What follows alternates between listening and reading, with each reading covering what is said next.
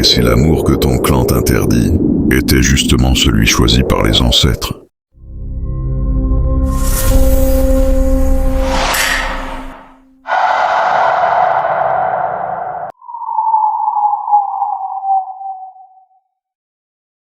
Deux peuples ennemis, une rivière sacrée, une haine plus vieille que la mémoire. Et au milieu, deux cœurs qui n'auraient jamais dû se rencontrer.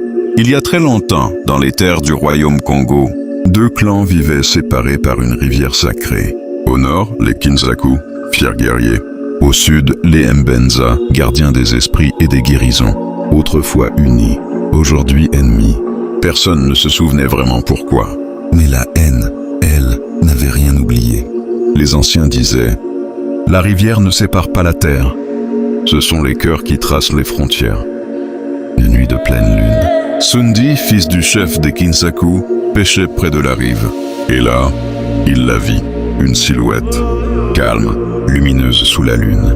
Mawete, fille d'une ganga du clan rival. Leurs regards se croisèrent. Ce n'était pas un regard d'ennemi, c'était ce que les Bakongo appellent Nkutu Yamoyo, le choc du cœur profond.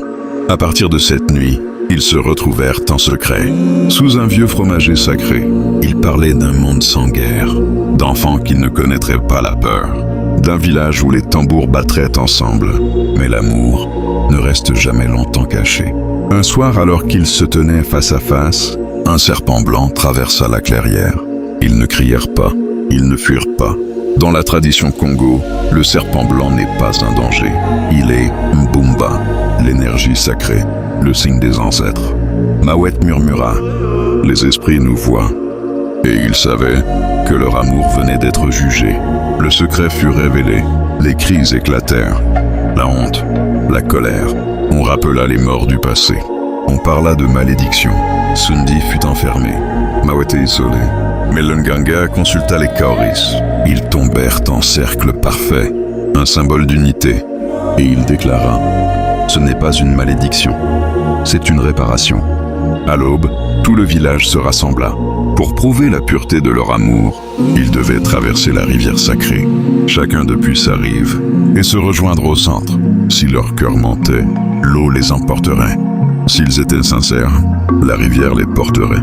Ils entrèrent dans l'eau. Le courant était violent. Les clans retenaient leur souffle. Puis, au centre, l'eau devint calme. Un arc-en-ciel apparut au-dessus d'eux. Le vieux Nganga tomba à genoux. Mbumba a parlé. Ce jour-là, les deux clans comprirent une chose. La haine qu'ils portaient était plus vieille qu'eux, mais plus petite que l'amour. Le mariage de Sundi et Mawete ne fut pas seulement une union. Ce fut la fin d'une guerre. On versa du vin de palme dans la rivière. On offrit un coq blanc aux ancêtres. Et pour la première fois depuis des générations, les tambours des deux clans battirent ensemble. Chez les Bakongo, on dit « Quand deux cœurs sont sincères, même la rivière change son courant. L'amour véritable ne détruit pas. Il répare, il ne divise pas. Il unit. Et parfois, ce que les hommes appellent interdit, les ancêtres l'appellent destinée.